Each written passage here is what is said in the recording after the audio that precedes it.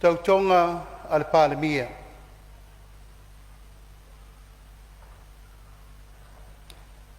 Pau, o la uli le mali e toa, po la taiva fosi.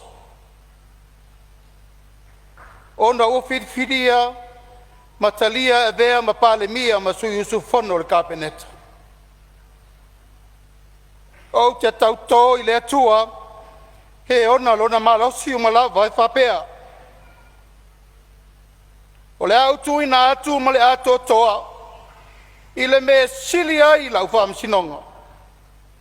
I teimi uma e whapea ai o na manaumia ai, lau whaalinga ma lau whautuanga, i lau a fionga i lau mamalu o le malo. Mo le pū lea le lei, o mata upu o le malo tuto atasi o Samoa.